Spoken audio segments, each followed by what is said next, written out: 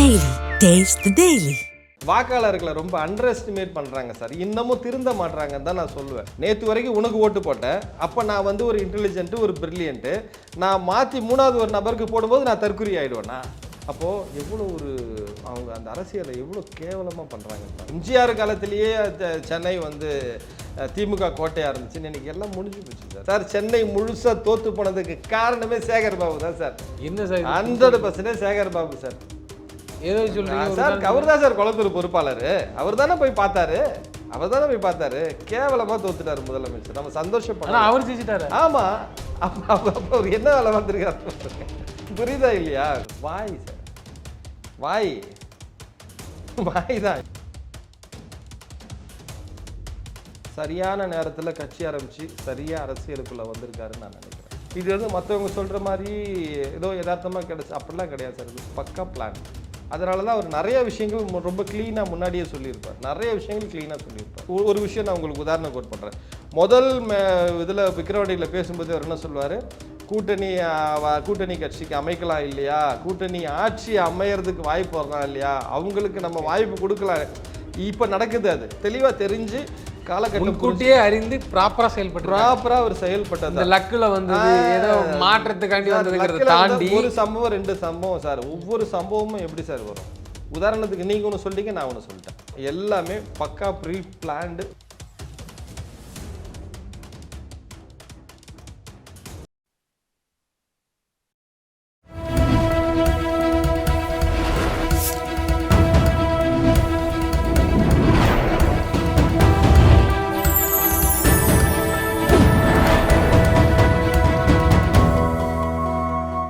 Channel 5 Tamil நேயர்களுக்கு வணக்கம். இன்றைய நேர்காணல் நம்மோடு பேச இருப்பது வழக்கறிஞரும் தாவேக்காவின் ஆதரவாளருமான திரு ரோஷன் அவர்கள். சார் வணக்கம். வணக்கம் சார். தாவேக்காவின் இந்த பிரம்மாண்ட வெற்றி தான் சொல்லணும். இவங்க கூட மெஜாரிட்டி இல்லைங்கிறாங்க. ஆனாலும் வெற்றிங்கிறது வந்து சரியான வெற்றி. இது எப்படி சார் உங்களுக்கு சாத்தியமாச்சுது? சார் ஒரே ஒரு விஷயம் தான் சார். என்னென்னா அடிப்படையிலே ஒரு விஷயம் சொல்லிடுறேன். இது ஜனநாயக திருவிழா. இது மக்களுக்கான வெற்றி சார். உண்மையிலேயே வந்து நம்முடைய மக்கள் வந்து ஒரு மாற்றத்தை எதிர்நோக்கி இருந்தாங்க. அந்த மாற்றத்தை விஜய் கொடுக்க முடியும்னு நம்பினாங்க. அதற்கான ஒரு தேர்தல் தான் சார். ஏன்னா அவரை பற்றின விமர்சனங்கள் அந்த மாதிரி இருந்துச்சு. அதாவது இவங்களுடைய பேசிக் அஜெண்டாவே என்னவா இருந்ததுன்னா, ஒன்று திமுக இருக்கணும், இல்லை அதிமுக இருக்கணும். நீ இரு, இல்லை நான் இருக்கேன், நீ இரு நான் இருக்கேன்.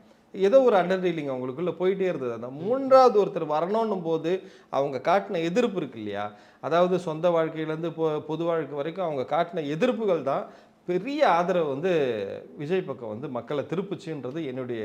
விஜய்க்கு எதிராக எழும்பின எதிர்ப்புகளாலே வாக்கா மாறிடுச்சுங்கிறீங்க. அத்தனையுமே அவ்வளோ விமர்சனங்கள். அதாவது ஒரு பொது வாழ்க்கைக்குள்ள ஒருத்தர் வராங்க, ஒரு அரசியல் வாழ்க்கைக்குள்ள வராங்கன்னா முதல்ல நடிகர் ஏன் நாடாளணும், நடிகர்கள் நாடாளணும். ஏன்னா ஆட்டோ ஓட்டினவங்க இப்போ எம்எல்ஏ ஆயிருக்காரு, ரிக்ஷா ஓட்டுனவர் மினிஸ்டராகவே இருக்காரு. உங்களால சாத்தியம் இல்லைல்ல, இவர் சாத்தியப்படுத்திட்டாருல, பண்றாருல்ல. அப்போ எல்லாருமே, ஒரு மருத்துவரும் இருக்காரு, வழக்கறிஞரும் இருக்காரு, எல்லாருமே இருக்காங்க. ஒரு பொதுவான தலைவரை ஒருத்தர் உருவாகிறத ஏன் உங்களால் ஏற்றுக்க முடியலன்னு கேட்குறேன். ஸோ அப்போ என்ன ஒரு விஷயம் அப்படின்னா, இவங்களுடைய திட்டம் என்னவா இருக்குது அப்படின்னா, ஒன்று நீ இரு, இல்லை நான் இருக்கிறேன், 2 பேரில் யாரோ ஒருத்தர் இருக்கணும். அப்போ அது ஏதோ ஒரு அண்டர்டீலிங் அவங்களுக்குள்ள இருக்கு. மாறி ஊரை ஏமாத்திக்கிட்டு இருப்போம். அவ்வளோதான். மூன்றாவது யாரும் வந்துடக்கூடாது. வந்துட்டாங்கன்னா அப்போ அந்த இடத்த வந்து ரொம்ப லாயலாக வந்து இவர் வந்து அதை ஃபில் பண்ண முடியும்னு மக்கள் நம்பினதுனுடைய வெளிப்பாடு சார். 2வது, மக்களை வந்து அவங்க ரொம்ப அண்டர் எஸ்டிமேட்னா எப்படின்னா, நேற்று வரைக்கும் உனக்கு ஓட்டு போட்டேன், அப்போ நான் வந்து ஒரு இன்டெலிஜென்ட்டு, ஒரு பிரில்லியன்ட்டு. நான் மாற்றி மூணாவது ஒரு நபருக்கு போடும்போது நான் தற்குறி ஆகிடுவேண்ணா. அப்போ அதுக்காண்டியே போடுவோம்டா. ஆமாம், பின்ன நீ அவ்வளோ அண்டர் எஸ்டிமேட் பண்ணுவியா என்ன? நான் ஓட்டு போட்டு நீ போய் அங்கே உட்காந்துக்கிட்டு இருக்க. ஆனால் உனக்கு நான் இன்னைக்கு ஆதரவு தெரிவிக்கல அப்படின்னா நீ உடனே என்னை வந்து தற்குறிம்பியா? அதன் விளைபாடு தான் சிட்டிங் சார். நிறைய பேர் சார், நிறைய மக்கள் ஆதரவு. மாண்புமிகு முன்னாள் தமிழக முதல்வர் ஐயா ஸ்டாலின் அவர்களே போன காரணம், அதனுடைய சொந்த கருத்து வந்து, ஒரு 50 ஆண்டுகள் பழுத்த அரசியல்வாதி, ஒரு இளைஞர் அணியிலேருந்து ஒரு கட்சியில் ஒரு சின்ன போஸ்டிங்லேருந்து ஆரம்பித்து ஒரு மேயராக இருந்தார், எம்எல்ஏவாகி, மினிஸ்டர் ஆகி, துணை முதல்வர்னு இப்படி ஒரு பழுத்த அரசியல்வாதி, அவருடைய ஆட்சியின் கீழேயும் நம்ம இருந்திருக்கோம். ஸோ ஏதோ ஒரு நல்லதோ கெட்டதோ ஒரு திட்டங்களை நம்ம அனுபவிச்சிருக்கோம். ஸோ அந்த அடிப்படையில் அவருடைய தோல்வியை வந்து நான் வந்து ரசிக்கலை. நான் சந்தோஷமும் படலை. ஆனால் என் நோக்கம் திமுக அகற்றப்பட வேண்டியதாக இருந்தது. ஆனால் இவர் தோக்கணுங்கிறதுல நம்ம நோக்கம் இல்லை. இவரும் சபைக்கு போகணும், அந்த இடத்துல ஒரு பெரிய ஒரு விஷயத்தை நம்ம எதிர்பார்த்தோம். அது இப்படி மாறி நடந்திருக்கு. ஆனால் நீதிபதிகள் வந்து மக்கள் சார், அவங்க கொடுத்த தீர்ப்பு, அதை நம்ம தலைவணங்கி ஏற்றுக்கிறோம். அவங்க அவருக்கு விடை கொடுத்துட்டாங்க, அதை நம்ம ஒன்றும் பண்ண முடியாது. சாமானியனுக்கும் வாய்ப்பு இந்த முறை. சின்ன வயது உடையவர்களும் சட்டமன்ற உறுப்பினராக ஆயிருக்கிறாங்க. 35 பெரிய பணம், நிறைய பெரிய பேர் பண பழக்கம் எதுவும் இல்லாதவர்களும் சட்டமன்ற உறுப்பினராக ஆயிருக்காங்க. இதை வந்து இது வந்து ஒரு 70 கேண்டிடேட் கிட்ட ஒடுக்கப்பட்ட சமூகத்துல இருந்து வந்திருக்காங்க சார். பல வகையில வந்து சார், அண்ணன் திருமாவளவன் சொல்ற சமூக நீதி சொல்றாரு இல்லையா, பேசுறாரு இல்லையா, இந்த கம்யூனிஸ்டுகள் பேசுறாங்க இல்லையா, பொதுவுடை சித்தாந்தங்கள், இதை எதையுமே பேசாம செயல் வடிவமா கொடுத்துருக்காரு சார் விஜய். எதையுமே ஒரு ஆமா சார். இவங்க எப்படின்னா, அண்ணன் திருமாவளவன் எதிர்பார்க்கிற அந்த சமூக நீதியை கொடுக்கறதாவே திமுக ஒரு மாயாஜாலம் காட்டும். பொது உடைமை சித்தாந்தம், நாங்களும் வந்து திமுகவும் வந்து ஒரே மாதிரி சித்தாந்தம் உள்ளவங்க, ஒரே கொள்கை உள்ளவங்க, கொள்கை கூட்டணின்னு கம்யூனிஸ்ட்ல நிறைய பேர் சொல்லுவாங்க. ஆனால் அப்படி அவங்கள நம்ப வச்சு அவங்கள கூட்டணியில் வச்சுக்கிட்டு இருக்கிறது திமுக. ஆனால் இதை எதுவுமே திமுக செஞ்சதில்லை. ரொம்ப தெளிவாக எந்த தொகுதியில் எந்த ஜாதி அதிகம், எந்த இடத்துல எந்த மதம் அதிகம் பார்த்து சீட்டு கொடுத்த அரசியல் தான் திமுக பண்ணுச்சு. ஆனால் இதை எதையுமே பார்க்காம நான் கை காட்டுறவங்க கேண்டிடேட்டு, அங்கே அண்ணனு நிற்கிறதா நீங்கள் நினைங்க, இதுதான் நம்ம சிம்பிள், இதுக்கு ஓட்டு போடுங்க, இவ்வளோதான் சார். சார் இது வந்து பெரிய மேஜிக்காக இருக்குது சார். எல்லா தலைவரும் பேசியிருக்கிறாங்க, வருவாங்க போவாங்க பாருங்க, நாங்கள் தான் இதான் சின்ன, அந்த சின்னத்தை கொண்டு சேர்க்கறதே பெரும்பாடாக இருக்கும். வந்தாரு, நீட்டா பேசினாரு சார். எவ்வளோ சார், எல்லா தொகுதியும் ஒரு ஒரு ஒரு நடிகராக விஜய் வந்தப்போ அவரை கேவலப்படுத்தின பத்திரிகை பின்னாட்களில் அவரை வந்து பக்கமாக அவருக்காக எழுதுனாங்கன்னு ஒரு உதாரணம் சொல்லுவாங்க சார். ஸோ அவர் வந்து எந்த இடத்துல அசிங்கப்படுத்தினாங்களோ அந்த இடத்துலையே தான் ஒரு ஆளுமையாக உருவாகியிருக்காரு கடந்த காலங்களில். அதையே தான் சார் அரசியல்லையும் பண்ணியிருக்காரு. அவ்வளோ அவமானப்படுத்தினாங்க சார், அவ்வளோ கேவலமாக பேசுனாங்க. பேசின ஒரு வார்த்தையும் இன்னைக்கு ஒரு வாக்காக மாறி இருக்கு சார். அதுதான் வெற்றி. இந்த பொறுப்புகள், இப்போ நீங்கள் கூட தாவேக்காக தொடர்ந்து ஆதரவாக பேசியிருக்கிறீங்க, உங்களுக்கு ஏதாவது பொறுப்புகள் எதுவும் வழங்கப்படுமா? இல்லை சார், ஆக்சுவலாக என்னை பொறுத்த வரைக்கும் தமிழ்நாட்டில் திராவிட முன்னேற்ற கழகம், அண்ணா திராவிட முன்னேற்ற கழகத்துக்கு மாற்று ஒரு சக்தி வரணுன்றதுல ஒரு உறுதியான நபர் சார். நம்ம விஜய் ரசிகராக கூட நம்ம இதுக்கு முன்னாடி இருந்ததில்லை. தாவேக்காவினுடைய அடிப்படை தொண்டரும் கிடையாது. நம்ம வந்து கட்சியில் எந்த விதமான பொறுப்புலையும் கிடையாது. நம்ம பெருசாக அவங்ககிட்ட இருந்து எதிர்பார்க்கவும் இல்லை. ஆனால் ஒன்று, இந்த மாற்றத்தை இவரால் கொடுக்க முடியுங்கிறது ஒரு நமக்குள்ள ஒரு அசம்ஷன் இருக்கும்ல சார். ஒரு லீடர் வரும்போது, விஜயகாந்த் சார் வரும்போது இருந்துச்சு, 100% இருந்துச்சு. ஆனால் அது அவரால் ஃபுல்ஃபில் பண்ண முடியல. அதனுடைய சூழ்நிலை உங்களுக்கு தெரியும். அப்போ மிகப்பெரிய 2 ஆளுமைகளும் இருந்தாங்கன்றது ஒரு மிகப்பெரிய தடையாக கூட இருந்திருக்கலாம், பலர் சொல்கிற மாதிரி. ஆனால் இன்றைய காலகட்டம் இவருக்கு எல்லா வகையிலையும் சாதகமாக இருந்தது. இதில் அவரை விட இவருக்கு ப்ளஸ் பாயிண்ட்டுன்னு பார்த்தா என்னென்னா, இந்த டீனேஜ், இந்த யங்ஸ்டர்ஸ் ஓட்டு, அந்த முதல் தலைமுறை ஓட்டு, அதுக்கப்புறம் வந்து சீனியர் சிட்டிசன்ஸ் வரைக்கும் இவரை வந்து ஒரு எம்ஜிஆராகவே அவங்க பார்த்து அவருக்கு செய்கிறதாவே நினச்சி அவங்க மனசில் ஒரு இடத்த அவர் வந்து ரொம்ப ஸ்ட்ராங்காக பிடிச்சிட்டார் சார். அதான் யதார்த்தமாக சொல்லுவாங்க இல்லையா, இவர் வந்து கட்சி ஆரம்பிச்சுட்டு ஒருத்தர் வீட்டுக்குள்ளே ஒருத்தர் வீட்டுக்குள்ளே போன பிறகு தான் கட்சி ஆரம்பிச்சாருன்னுவாங்க இல்லையா. ஸோ அது வந்து உண்மைங்கிறது தான் இந்த தேர்தல் காட்டுது சார். பெண்கள் மத்தியில் வீட்டில் இருக்கக்கூடிய பெரியவர்கள்லாம் வாக்கு வந்து செலுத்தியிருக்காங்க. அது ஒரு மிரட்டலை நிமித்தமாக அந்த வாக்கு விழுந்திருக்கும் அப்படின்னு சார். அதுதான் சார் சொல்கிறேனே சார், வாக்காளர்களை ரொம்ப அண்டர் எஸ்டிமேட் பண்ணுறாங்க சார். இன்னமும் திருந்த மாட்டுறாங்கன்னு தான் நான் சொல்லுவேன்.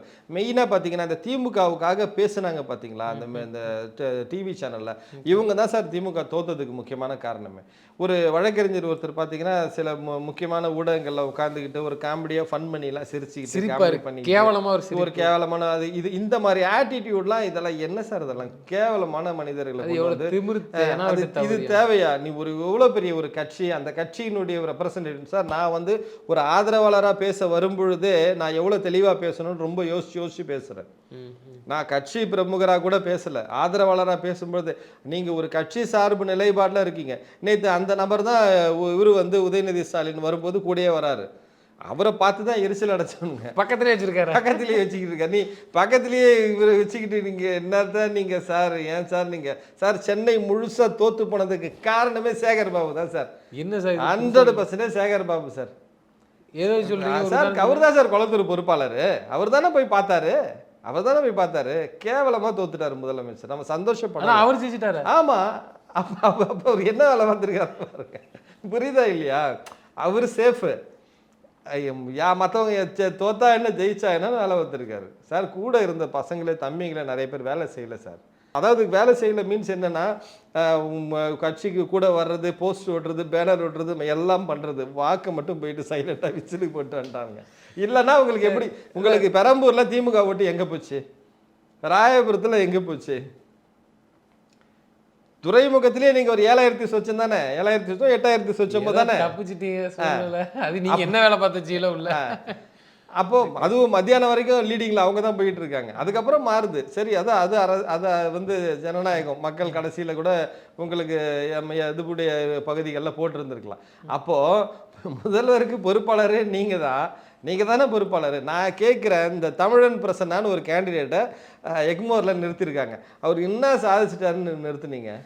ஏன்னா அவர் உங்க சொல் பேச்சு கேட்கிறவர் நிறுத்திட்டீங்க. ஏன் பரந்தாமனுக்கு கொடுக்கல? ஒரு சாதி ஏன் பரந்தாமனுக்கு ஏன் கொடுக்கல? நான் 10 வருஷம் வந்து பேசிக்கிட்டு இருக்கேன், 15 வருஷம் பேசிக்கிட்டு இருக்கேன். தெரியும் எத்தனை வருஷம் வேணா பேசிக்கிட்டு இருக்கு. ஆனா நீ என்னதான் பேசுற, அதுதானே அங்க விஷயம். நீ பேசுகிறதானையா பிரச்சனையே. இன்னைக்கு 16 தொகுதியில் போயிருக்கேன் சார். சார் வேற ஒரு சேனலில் நான் சொல்லியிருந்தேன், அவர் கேட்டிருந்தார் எத்தனை தொகுதியில் வச்சுக்கணும், 2ஓ 3ஓ வரும்னு. 2ஓ 3ஓன்னு நான் எதை சொன்னேன்னா, உதயநிதி ஸ்டாலின் மா சுப்பிரமணியம் 3 பேர் குறிப்பிட்டு பேசியிருந்தேன். கடைசியில் பார்த்தா அதுவும் நான் அந்த பகுதி மக்கள்கிட்ட பேசினதை தான் நான் சொன்னேன். ஆனால் இவரு இங்கே 2 பேரும் தோத்துட்டாங்க, உதயநிதி மட்டும்தான் ஜெயிச்சாரு. என்னையான்னு பார்த்தா நமக்கு ஒரு தகவலை சொல்லிட்டு சைலண்டாக வேற சம்பவம் செஞ்சு விட்டுருக்காங்க அந்த ஆளுக்கு. புரியுதா உங்களுக்கு? நம்ம போய் கேட்கும்போது திமுக தான் தம்பின்னு சொன்னவங்க கூட திமுக போடல, சைலண்டா சம்பவம் செஞ்சிருக்கான். இல்லைன்னா எப்படி அவரு தோப்பாரு? சென்னையில இவ்வளவு பெரிய பிரம்மாண்ட வெற்றி எப்படி சாத்தியம்?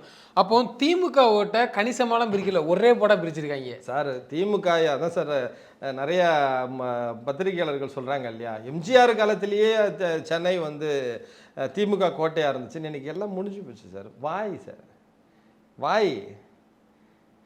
தான். எப்படி சீமானுக்கு வாயில் சீமான் வந்து பக்கமாக நல்லது 1000 பேசினால கடைசியில் இருக்கிறவங்களெல்லாம் சாப்பு விட்டு ஏதாவது ஒன்று பண்ணிப்பார். கூட ஒரு 2 பேரை வச்சுக்கிட்டு அவனுக்கு என்ன வாயத்தினீங்க. ஒரு மேடை போட்டால் பேசணும் சார், ஒரு கருத்து பேசணும், ஒரு கருத்து கதறிக்கிட்டே இருந்தா ஆரம்பத்துல இருந்து கதறினா நீங்க என்ன பண்ணீங்க சொல்லுங்க? அவரே கண்ணீர் வடிச்சு வீடியோலாம். ஆமா, கண்ணீர் தான் வடிக்கணும். ஏன்னா நீங்க ஒரு மேடை போட்டு கொடுக்கறது கருத்து பரிமாற்றத்துக்கு, வந்த உடனே ஆரம்பிச்சிடுறது. யாராவது கட்சி ஆரம்பிச்சோன்னா உடனே சாபமா ஓடுறது, வயிறா எரிஞ்சு பேசுறது. இது என்ன வந்து பாலிடிக்ஸ்ன்னு கேட்கறேன் நான். நாம் தமிழர் அது பேரையாவது மாற்ற சொல்லுங்க சார். நம்ம தமிழராக இருக்கிறது நமக்கு ரொம்ப சங்கடமா இருக்கு சார். உங்களுக்கு இது போன்ற இப்போ நீங்களாம் பல சேனலில் பேசுகிறீங்க, உங்களுக்கு எதுவும் திமுக சைட்லேருந்து எதுவும்? அதெல்லாம் ஒன்றும் இல்லை சார். நமக்கு திமுக சைடில் இருந்துன்றது பார்த்தீங்கன்னா வேறு மாதிரியான விஷயங்கள் வந்திருக்கு. அது எப்படி வந்திருக்கு அப்படின்னு பார்த்தீங்கன்னா, கடந்த நாட்களில் திமுக, அதாவது என்னுடைய சித்தப்பா வந்து கொஞ்சம் திமுக நட்பு வட்டங்கள் நம்ம பகுதியில் கொஞ்சம் பிரபலமாக இருக்கும். ஸோ அந்த மாதிரி நபர்கள் வந்து இவங்கக்கிட்ட என்ன பேசுவாங்கன்றது எனக்கு தெரியல. ஒரு யூகத்தின் அடிப்படையில் நான் சொல்கிறேன், இந்த மாதிரி கட்சியில் தாவேக்கால பொறுப்பில் கூட இல்லை, கட்சியில் கூட இல்லை, இவன் பாட்டுக்கு இந்த மாதிரி பேசிகிட்டு இருக்கானடா, தனியாக வரான் தனியாக போகிறான் இருக்கான், ஏதாவது செஞ்சிட போகிறானுங்க, ஏதாவது பண்ண போகிறாங்க. ஏன்னா எல்லா கட்சியும் எதிர்த்து பேசுகிறேன், தாவேக்கா தவிர எல்லாரையும் எதிர்த்து எல்லா விஷயத்தையும் பேசுகிறேன். யார் என்ன பண்ணுறான்னு கூட தெரியாது. அது மாதிரி ஏதாவது அப்படி பயமுறுத்துறது மறைமுகமாக. அப்போ அவர் என்ன பண்ணுறாரு, நம்மளை எப்பா பார்த்து பேசுப்பா, ஏன்ப்பா நீ இதெல்லாம் தேவையில்லாதெல்லாம் பேசுகிற, அவங்களாம் ரொம்ப அக்ரெசிவாக இது இப்படி. அதாவது குடும்ப உறுப்பினர்களில் முக்கிய உறுப்பினர்கள் கிட்ட என்ன பண்ணுறதுன்னா நம்மளை விதைச்சி விட வேண்டிய. ஆமாம், விதைக்கிறது. அப்போ அவங்க நம்மக்கிட்ட பேசும்போது இப்போ நம்ம வீட்டில் இருக்கவங்க என்ன நினைப்பாங்க, கேட்குறவங்க கரெக்டு தானே அவர் சொல்கிறது, அப்படி அந்த ஒரு நிலை. நீங்கள் சொன்னால் நம்ப மாட்டீங்க சார். கடைசியாக ஒரு தேர்தலுக்கு முந்தி ஒரு 3 நாளைக்கு முன்னாடி ஃபோன் பண்ணி என்னோட சித்தப்பா ஃபோன் பண்ணி கேட்குறாரு, தம்பி இந்த மாதிரி தாவேக்கா ஒரு வேளை தோத்துருச்சுன்னா அதுக்காக பேசுகிறவங்க எல்லாரும் தற்கொலை பண்ணின்னு செத்துருவானுங்க, இவங்க அந்தளவுக்கு பேசுகிறாங்க, டிவிகள்லேயே அதுலேயே பேசுகிறாங்க அப்படின்னு சொல்லி அப்படியே அதோட முடிச்சாச்சு. இப்போ அடுத்த கட்டம் என்ன, நம்ம வீட்டில் ஒருத்தன் அந்த மாதிரி பேசிக்கிட்டு இருக்கான். இப்போ இவருக்கு என் ஞாபகம் வந்துருச்சு. இப்போது இவங்க சொன்ன தகவல் அவர் எனக்கு கேட்குறாரு, இந்த மாதிரி சொல்கிறாங்களப்பா, அப்போ என்ன சொல்ல வர்றீங்க, அப்போது விஜய் தோத்துருவார், நீ ஏதாவது பண்ணிக்காதரா, டே பார்த்துடா, ஏன்டா உனக்கு இந்த வேலை. புரியுதா உங்களுக்கு? அவர் எங்கிட்ட கேட்குற கேள்வி என்னென்னா, இந்த மாதிரி சொல்கிறாங்களேப்பா அப்படின்னும் போது இப்போ அதை யாரோ சொல்கிறாங்க அவருக்கு. அவர் உடனே என் ஞாபகம் தான் வருது, நம்ம குடும்பத்தில் நம்ம மட்டும்தான் இப்படி பேசிகிட்டு இருக்கோம். அப்போ நமக்கு உடனே அவர் என்ன பண்ணுறாரு, கூப்பிட்டு இந்த தகவலை சொல்கிறாரு, எப்பா இந்த மாதிரி சொல்கிறாங்களேப்பா. அப்போது எவ்வளோ ஒரு அவங்க அந்த அரசியலை எவ்வளோ கேவலமாக பண்ணுறாங்கன்னு பாருங்கள். உன்னை எதிர்த்து ஒரு அரசியல் களத்துக்கு நம்ம வரோம், உன்னுக்காக நாங்கள் உன்னை ஒரு விஜய்க்காக நாங்கள் ஆதரவாக பேசுகிறோம். ஒரு திமுகவுக்கு அதனால் ஒரு பாதிப்பு இருக்கலாம், அது எந்த அளவுக்கு பெரிய பாதிப்போ, நம்ம ஏற்படுத்துகிற பாதிப்பு எவ்வளோ பெருசாக இருக்குமோ நமக்கு தெரியாது. ஆனால் நம்ம அவங்களுக்கு எப்படிப்பட்ட ஒரு நபராக இருக்கிறோம் அப்படின்னு பார்த்தீங்கன்னா, ஒரு அச்சுறுத்தலுக்குரிய நபராக இருக்கிறோம். நம்ம ஃபேமிலிக்குள்ளே குடும்பத்துக்குள்ளே எதையாவது ஒன்று பேசி நம்மளை மடை மாற்றுறதுக்கான முயற்சி. அதாவது ஒரு உன்னை எதாவது செஞ்சிருவாங்கன்ற அளவுக்கு கொண்டு வராங்கன்னா, அப்போ என்ன அதனுடைய இன்டென்ஷன் என்னவாக இருக்குன்னு பாருங்கள். இந்த மாதிரி மறைமுகமாக நேரடியாக இல்லாமல் சார் இவங்க யாரையுமே மதிக்கலை சார். திமுக அதிமுக 2 கட்சியுமே நான் பொதுவாக சொல்கிறேன், அதில் அதிகமாக நான் திமுகவை பேசுகிறேன். யாரையுமே மதிக்கலை சார். சார் ஒரு பேருந்து பயணம் ஒரு திட்டம் கொடுக்குறீங்க, பயனடைகிறாங்க, அதை ஓசின்னு கலாய்க்கிறீங்க. ஒரு ஒரு ஒரு ஷெட்யூல் கேஸ்ட்லேருந்து ஒரு கேண்டிடேட்டை கொண்டு ஒரு முக்கியமான பொறுப்பில் உட்கார வைக்கிறீங்க. நீ அந்த ஜாதி பெயரை குறிப்பிட்டு ஒரு பொது மேடையில் அது ஜாதி பெயரை குறிப்பிட்டு பேசுகிறீங்க. சமூகம் இதெல்லாம் இந்த ஆணவ படுகொலை மாதிரியான சம்பவங்கள் வரும்போது அதை வேறு மாதிரி கையாளுறீங்க. எல்லாத்துலேயுமே ஒரு ஒரு ஒரு பிம்பத்தை கட்டமைக்கிறீங்க. அதாவது நீங்கள் சமூக நீதி காவலர் மாதிரி ஒரு சூழ்நிலை உருவாக்குறீங்க. இன்டெப்த்தாக உள்ளே போய் பார்த்தா ரொம்ப தவறாக இருக்குது. அதான் தீய சக்தி திமுகவுக்கு ஆப்படிச்சிட்டாங்க. ரொம்ப தவறாக இருக்குது. அப்போது மக்கள் என்ன எல்லாத்தையுமே பார்க்குறாங்க சார். தமிழ்நாடு மக்கள் மாதிரி இன்டெலிஜென்ட் வேறு யாருமே கிடையாது சார் என்னை பொறுத்த வரைக்கும். ரொம்ப தெளிவாக ரொம்ப யோசனை பண்ணி தீர்க்கமாக இந்த குழந்தைங்க சொன்னாங்க, இதெல்லாம் ஒரு அன்புக்காக பெரியவங்க போட்டது தான். ஆனாலும் அதையும் ஒரு நிமிஷம் யோசனை பண்ணி தான் சார் போட்டிருக்காங்க. சும்மா ஏதோ மேல் போக்கில் தமிழ்நாட்டு மக்கள் ஓட்டு போடலை. இல்லை, மக்கள் தீர்ப்பே மகேசன் தீர்ப்பு இந்த ட்விட்டு போடுறது பதிலாக ட்ரெண்ட் ஆகிட்டு இருக்கு. திரு விஜய் அவர்கள் ஒரு தீர்க்க தரிசி மாதிரி போனவரோட சொன்னார், நீங்கள் பாருங்கப்பா எல்லாம் எழுதி வச்சுக்கிடுங்க, நான் தான் சிஎம் ஆகிறேன் வரேன் அப்படின்னு. இதெல்லாம் இன்றைக்கி பார்க்கும்போது ஒரு கனவு மாதிரி இருக்குது சார். அப்படியே அன்றைக்கி பேசுனது இன்றைக்கி இப்படியே நடக்குது. இது டக்குன்னு நம்மளாலே ஜீரணிச்சிக்க முடியல, ஏற்றுக்க முடியல, என்னடா நடக்குது அப்படிங்கிற மாதிரி ஒரு சர்ப்ரைஸாக இருக்குது. நேற்று வரைக்கும் திடீர்னு ஒரு புரட்டி போட்டு அப்படியே போயிடுச்சு. என்னமோ ஒன்று நடந்திருக்கு அப்படிங்கிற மாதிரி கிரியேட் ஆகுது. அதான் சார் அதான் நான் முன்னாடி குறிப்பிட்ட மாதிரி அவர் கட்சி ஆரம்பிக்கிறதுக்கு முன்னாடியே ஒரு வீட்டுக்குள்ளேயும் போயிட்டாருன்னு சொல்கிறோம் இல்லையா. அதாவது ஒருத்தருடைய மனசுக்குள்ளேயும் பல்ஸ் அறிஞ்சு சரியான நேரத்தில் கட்சி ஆரம்பித்து சரியாக அரசியலுக்குள்ளே வந்திருக்காருன்னு நான் நினைக்கிறேன். அதாவது நானும் மற்றவங்க மாதிரி நானும் வரேன், கட்சி ஜோசிகார் சொன்னார். நான் இப்போ ஒரு நடிகர் ஜோசிகார் சொன்னான்னு ஒரு பேருக்கு முன்னாடி ஒரு வார்த்தையை போட்டுக்கிட்டார். ஏன்னா இந்த வருஷம் நான் சிஎம் ஆவேன்னு சொல்லி ஜோசிகார் சொன்னார்னு போட்டுக்கிட்டார். அது ஒரு பேர் மாற்றிக்கிட்டா ஜோசி. இன்னொருத்தர் எனக்கு இந்த இது இருக்குது அந்த இது இருக்குது, எம்ஜிஆருடைய ராசி இருக்குது, எம்ஜிஆரே வாரிசு இல்லாமல் இருந்தார், எனக்கு அந்த வாரிசையும் ஆண்டவன் கொடுத்து எனக்கு எம்ஜிஆர் யோகத்தை கொடுக்குறான்னு ஒருத்தர் கட்சி ஆரம்பித்தார். இதெல்லாம் சும்மா சொல்லுங்க வேண்டாம் சார், அது ஒருத்தருடைய பர்சனல், அதை நம்ம பேர் சொல்லி விமர்சிக்கக்கூடாது. ஸோ அந்த சம்பவங்களை மட்டும் சொல்கிறேன், சம்மந்தப்பட்டவங்களுக்கு அது நல்லாவே தெரியும். ஸோ பேர் மாற்றிக்கிட்டா சிஎம் ஆகலாம் இப்படியெல்லாம் வந்த காலகட்டங்களில் ஒரு வீட்டுக்குள்ளேயும் ஒரு மனுஷனுக்கும் மனசுக்குள்ளேயும் என்ன தேவைகள் இருக்குது, இவனுடைய பிரச்சனைகள் என்னங்கிறத ரொம்ப தெளிவாக தெரிஞ்ச பிறகு இது நமக்கான ரைட்டான டைம், இந்த டைமில் நம்ம போகும்பொழுது நம்ம ஒரு சரியான ஒரு இதில் ஆட்சியில் உட்கார முடியும். இதுக்கப்புறம் நம்ம இதை இம்ப்ளிமெண்ட் பண்ண முடியுங்கிறது ரொம்ப தெளிவான ஒரு தீர்க்கமான முடிவுக்கு அப்புறம் அரசியலுக்கு வந்திருக்காருன்னு தான் நான் நினைக்கிறேன் சார். அதுதான் இந்த சக்ஸஸுக்கு காரணம். இது மற்றவங்க சொல்கிற மாதிரி ஏதோ யதார்த்தமாக கிடைச்சி அப்படிலாம் கிடையாது சார். இது பக்கா பிளான். அதனால தான் அவர் நிறைய விஷயங்கள் ரொம்ப க்ளீனாக முன்னாடியே சொல்லியிருப்பார். நிறைய விஷயங்கள் க்ளீனாக சொல்லியிருப்பார். அவர் சொன்னது அப்படியே நடந்திருக்கும். ஒரு விஷயம் நான் உங்களுக்கு உதாரணம் கோட் பண்ணுறேன். முதல் இதில் விக்கிரவாண்டியில் பேசும்போது அவர் என்ன சொல்லுவார், கூட்டணி கட்சிக்கு அமைக்கலாம் இல்லையா, கூட்டணி ஆட்சி அமையறதுக்கு வாய்ப்பு வரலாம் இல்லையா, அவங்களுக்கு நம்ம வாய்ப்பு கொடுக்கலாம். இப்போ நடக்குது, அது கூட்டணிக்கு வந்தாங்களா அவங்களுக்கு ஒரு அமைச்சர் பதவி கொடுக்கலாம். கூட்டணியை ஆட்சி அமைக்கிறதுக்கு கூட்டணி தேவை, புரியுதுங்களா? நம்ம ஆட்சிக்கும் வரலாம், கூட்டணி ஆட்சியை அமையலாம், அவங்களுக்கு நம்ம அமைச்சர் எப்படி அந்த 3 வரையும் இப்போ நடக்குது. இப்போ யாருக்கு இப்போ கூட்டணிக்கு வேணும், வரவங்களுக்கு அமைச்சர் பதவி கொடுக்குறேன்னு சொல்கிறதுக்கு ஏற்கனவே வாக்குறுதி கொடுத்துட்டாரு. இப்போ கொடுக்கறதுக்கு அவர் மனமும் கண்டிப்பாக கொடுப்பாரு, ஆட்சி நடக்கும். இப்போ இதெல்லாம் பார்த்தீங்கன்னா எக்ஸாம்பிள் சொல்கிறேன். அப்போது இது எப்படி இந்த சிந்தனை அப்படின்னு பார்த்தீங்கன்னா இது ஒரு தெளிவான ஒரு நகர்வு தான் சார். இது ஒரு தெளிவாக தெரிஞ்சு காலகட்டம் முன்கூட்டியே அறிந்து ப்ராப்பரா செயல்பட்டு ப்ராப்பரா அவர் செயல்பட்டது. இந்த லக்குல வந்து ஏதோ மாற்றத்துக்காண்டி வந்ததுங்கிறத தாண்டி ஒரு சம்பவம் 2 சம்பவம் சார். ஒவ்வொரு சம்பவமும் எப்படி சார் வரும்? உதாரணத்துக்கு நீங்க ஒன்று சொல்லிட்டீங்க, நான் ஒன்று சொல்லிட்டேன். புரியுதா உங்களுக்கு?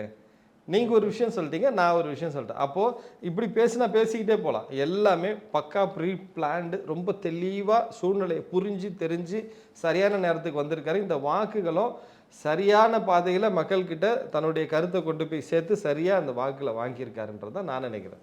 நிச்சயமா சார். தொடர்ந்து தங்களது கருத்துக்களை பயந்தமைக்கு நன்றி. நன்றி சார். தேங்க்யூ.